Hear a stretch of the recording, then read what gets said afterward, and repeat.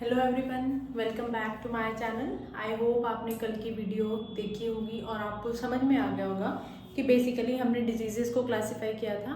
Diseases आपकी कौन कौन सी होती हैं और हमने इन्फेक्शियस डिजीज़ेज़ के फर्दर टाइप्स पढ़े थे कि जो इन्फेक्शियस डिजीज़ेज़ होती हैं वो किन किन मेथड से स्प्रेड हो सकती हैं। जिनमें से एक जो डिजीज़ थी वो थी आपकी बैक्टीरियल डिजीज़, पढ़ी थी हमने ये। अब बैक्टीरियल डिजीज़ेज़ कौन सी होती हैं जो with the help of bacteria spread होती हैं, हमने ये कल की वीडियो में देख लिया था। ठीक है, अब बैक्टीरियल डिजीजेस को हमने आगे पढ़ना है तो सबसे पहले हम कौन सी पढ़ेंगे? टाइफाइड। टाइफाइड में क्या होता है?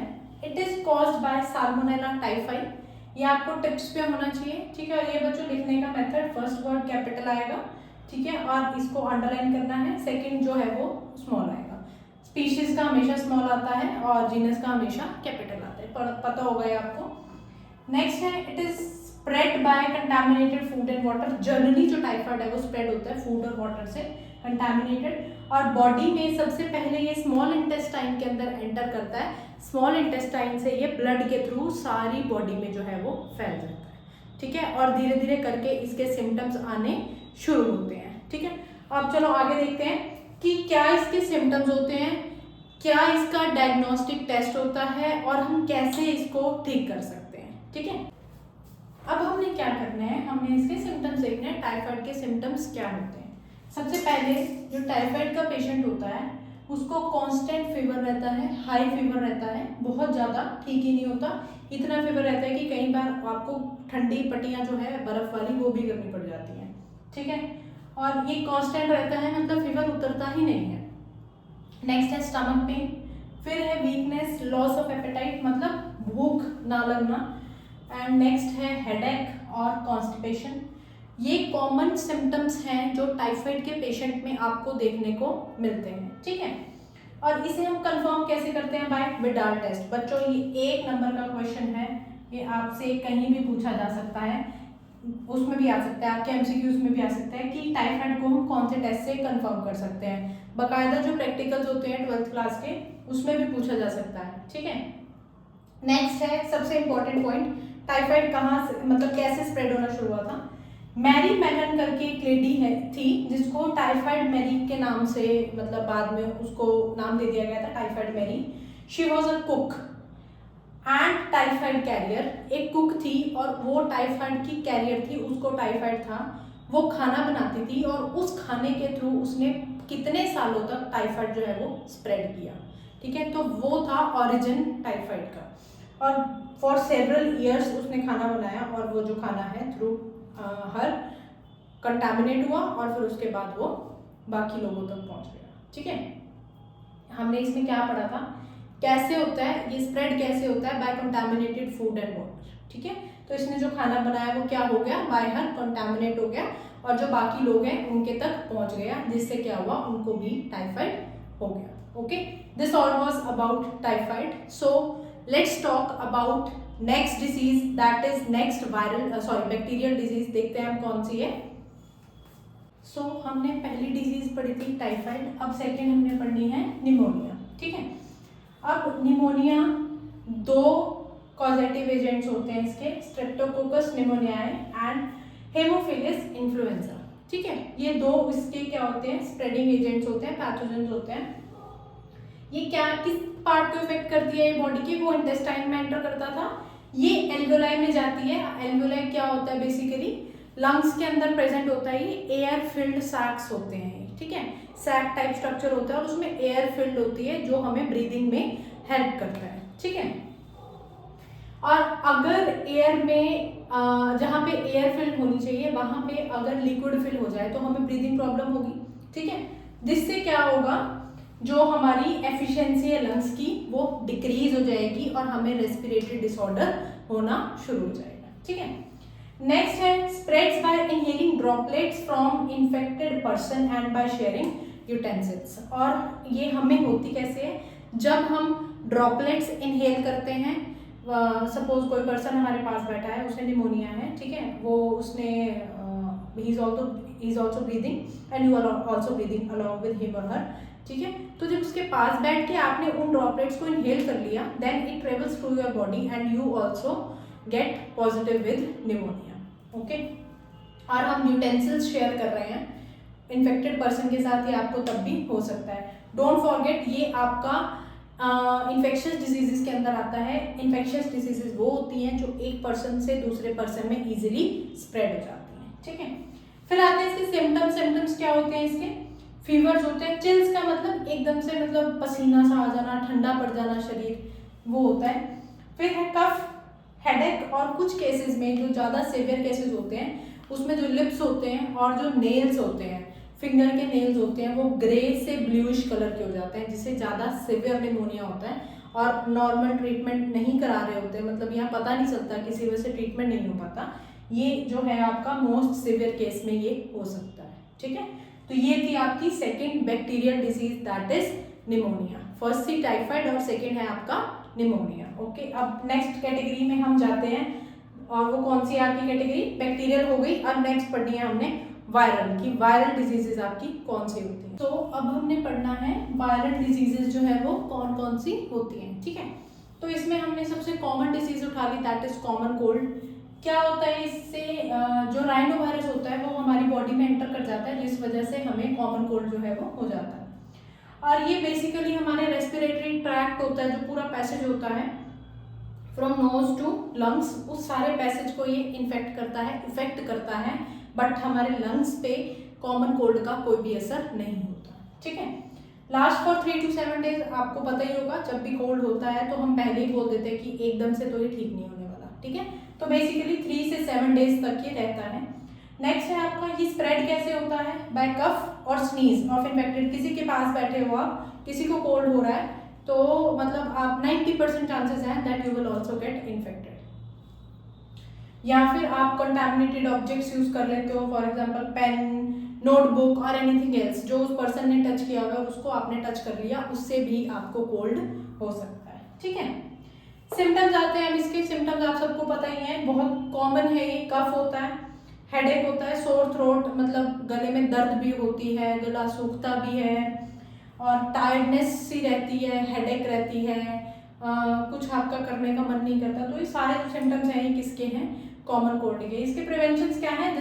जिसको कोल्ड हो रहा है उससे थोड़ा सा डिस्टेंस मेंटेन करके रखें, बस, नथिंग मोर देन इट, और कोई सिम्टम्स नहीं है इसके। ठीक है, मलेरिया कॉज कैसे होता है? पैथोजन होता है एक, जिसका नाम होता है प्लाज्मोडियम। इसके स्पीशीज जो हैं वो 2 हो सकते हैं, प्लाज्मोडियम वाइवैक्स और प्लाज्मोडियम फैल्सीपैरम।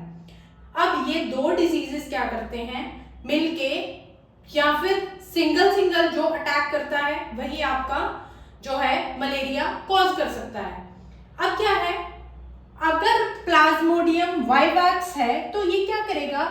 बहुत ही सिंपल फीवर कॉज करेगा। लेकिन अगर फैल्सीपैरम है तो जो डिजीज है ये थोड़ी आपकी सिवियर हो सकती है।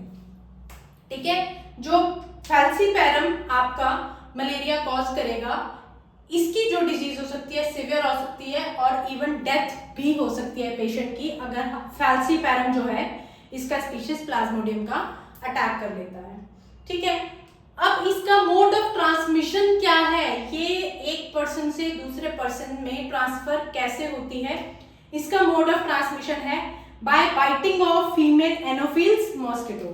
फीमेल मॉस्किटो होती है, वो बाइट करती है, तब ये एक पर्सन से दूसरे पर्सन में इफेक्ट करता है और ट्रांसफर होता है। अब क्वेश्चन आता है, एनोफिल्स मॉस्किटो है, फीमेल बाइट करती है, या क्या होता है? सिर्फ फीमेल मॉस्किटो ही बाइट करेगी, मेल मॉस्किटो बाइट नहीं करेगा। अगर वो कर भी देता है तो इन्फेक्शन जो है वो ट्रांसमिट नहीं होगा, क्योंकि जो प्रोसेस है इसके डेवलपमेंट का, इस पैथोजन के डेवलपमेंट का, वो सारा फीमेल मॉस्किटो के अंदर ही होता है। तो जब ये मॉस्किटो एक इन्फेक्टेड पर्सन से दूसरे पर्सन को बाइट करेगी, तब वो पर्सन जो है मलेरिया पॉजिटिव हो जाएगा। ठीक है, अब इसके सिम्टम्स क्या है? इसके सिम्टम्स है हेमेजोन। ये क्या है? एक दिस इज टॉक्सिन। ये एक टॉक्सिन है जो कि ये मॉस्किटो रिलीज करता है, और उससे क्या होता है, कॉन्टिन्यूसली फीवर आता है 3 से 4 दिन तक लगातार, कभी उतर रहा है कभी चढ़ रहा है। और ये सारा प्रोसेस जो है वो किस वजह से होता है? हेमोजोइन की वजह से ये क्या है, एक टॉक्सिन। अब नेक्स्ट स्टेप में हमने क्या पढ़ना है, हमने ये सब पढ़ लिया, पैथोजन कौन सा होता है, क्या सिम्टम्स होते हैं, एवरीथिंग ये सब हम पढ़ चुके हैं। अब हमने पढ़ना है कि ये ठीक है, हमने समझ लिया कि क्या होता है और कैसे होता है, ये हमने पढ़ लिया। अब हमने देखना है कि ये जो प्लाज्मोडियम है काम कैसे करता है, क्या इसका लाइफ साइकिल होता है, जो कि बच्चे बहुत बहुत बहुत ज्यादा इंपॉर्टेंट है। आप ये लगा के चलो कि ये टॉपिक आपके पेपर में आएगा ही आएगा, तो इसे आप समझ सकते हो तो बहुत ही ज्यादा अच्छी बात है। नहीं समझ सकते तो इसको रट लो, क्योंकि आपके पेपर में आने वाला टॉपिक है, हर साल ये टॉपिक रिपीट होता है। क्या है वो topic, life cycle of female anopheles mosquito और प्लाज्मोडियम। अब हमने ये पढ़ना है, ठीक है।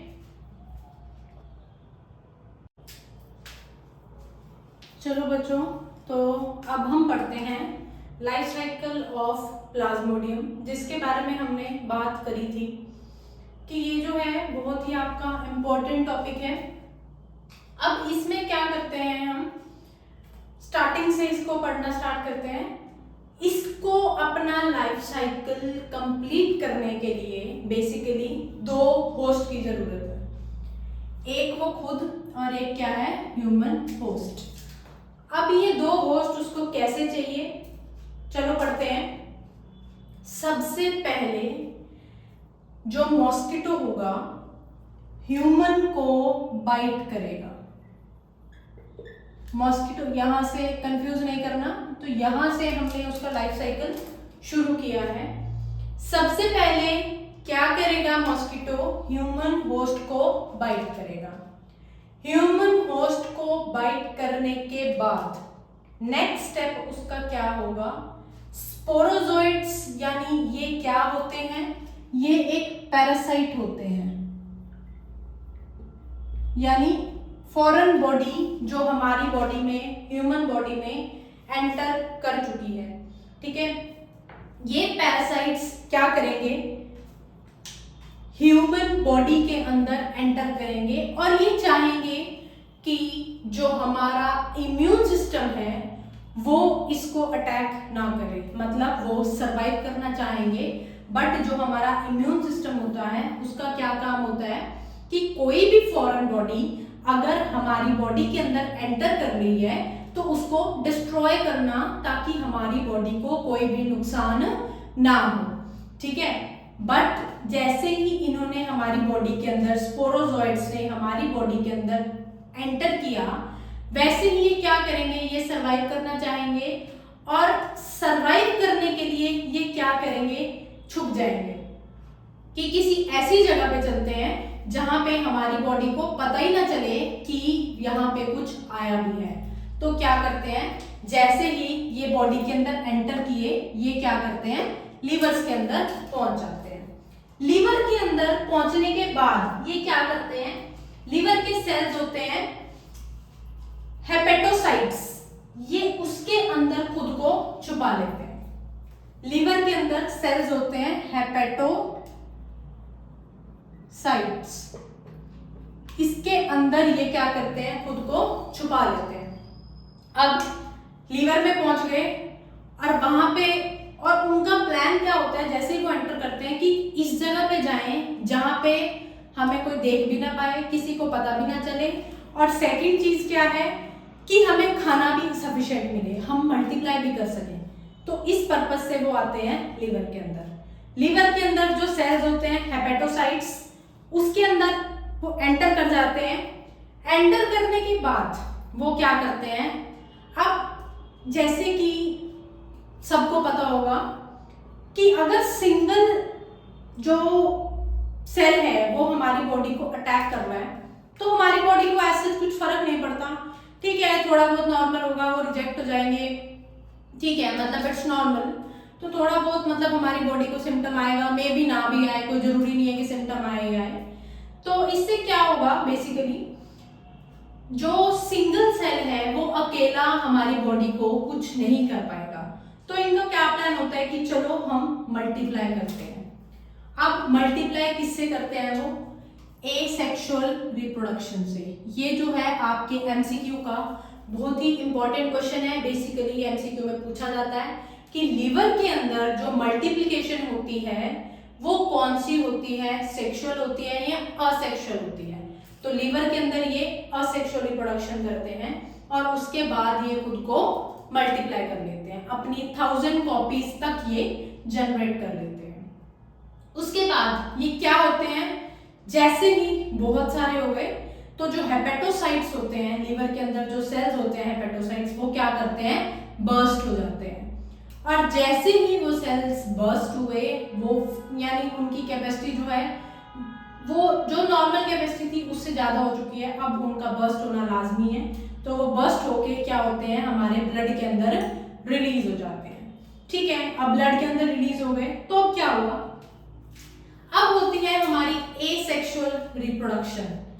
ब्लड के अंदर रिलीज होके कहाँ पहुंच जाते हैं, वो हमारे आरबीसीज में। आरबीसीज के अंदर वो एसेक्सुअल रिप्रोडक्शन करते हैं। अब लीवर के अंदर एसेक्सुअल रिप्रोडक्शन करके उनका मन नहीं भरा, अब वो क्या करते हैं,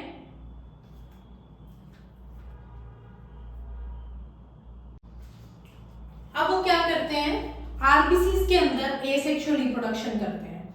यानी अपना नंबर उन्होंने ऑलरेडी लीवर में इंक्रीज कर लिया, बट उसके बावजूद वो और अपने नंबर को इंक्रीज करना चाहते हैं, 1000 टाइम्स अपने आप को वो बढ़ाना चाहते हैं। तो क्या किया उन्होंने, आरबीसीज के अंदर एंटर कर लिया।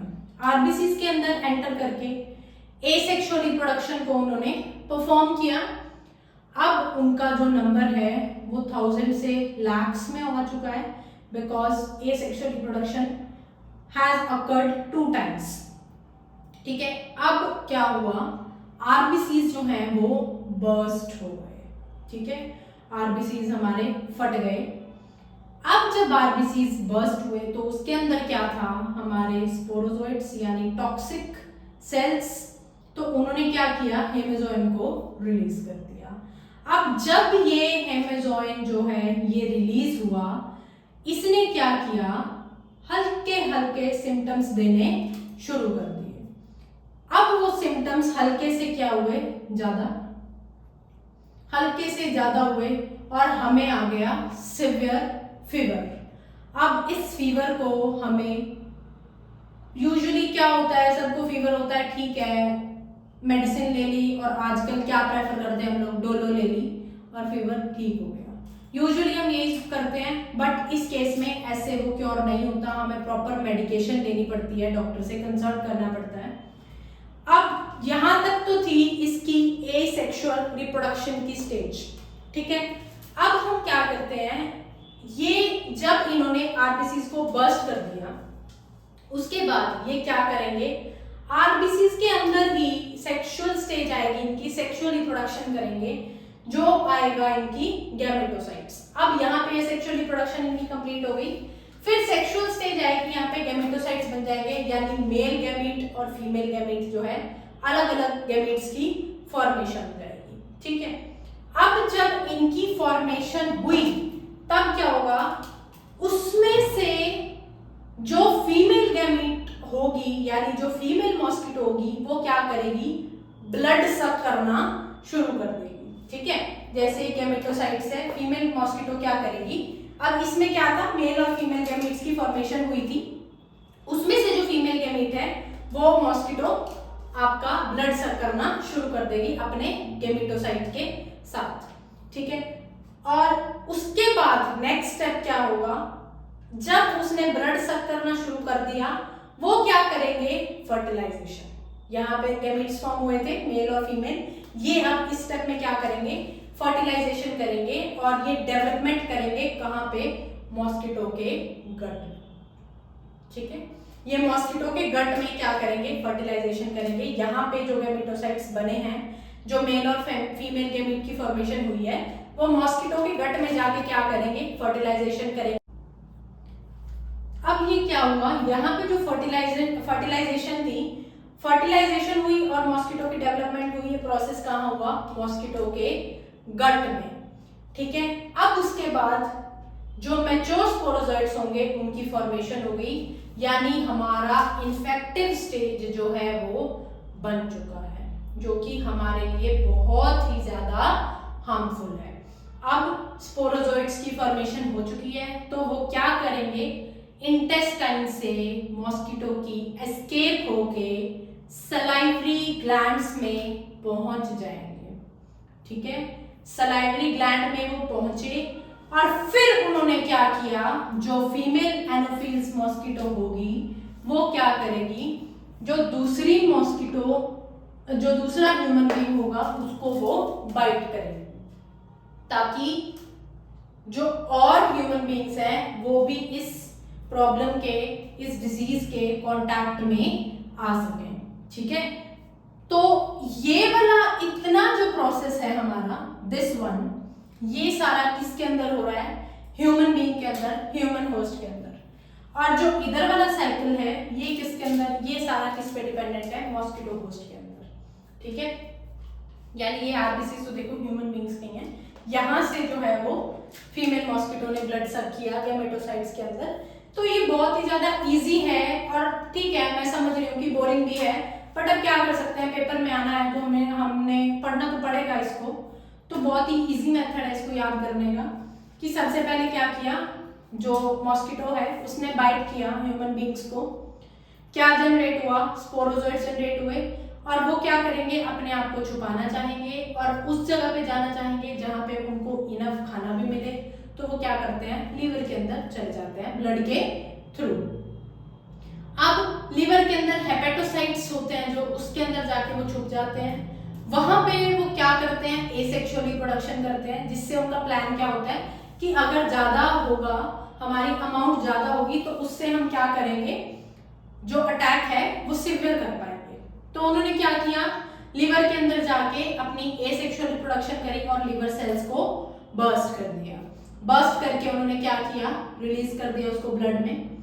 ब्लड में रिलीज हो गए, उसके बाद क्या हुआ, आरबीसीज के अंदर पहुंच गए। आरबीसीज के अंदर जाके उन्होंने फिर से एसेक्सुअल रिप्रोडक्शन करी, ताकि जो नंबर है वो और बढ़ सके। एसेक्सुअल रिप्रोडक्शन करने के बाद आरबीसीज बर्स्ट हो गए, क्योंकि उनका जो नंबर था बहुत ज्यादा बढ़ चुका था। हेमिजोन रिलीज किया, जिससे जो है सिम्टम्स आने शुरू हो गए हमारी बॉडी के अंदर, जिसको भी इसने बाइट किया।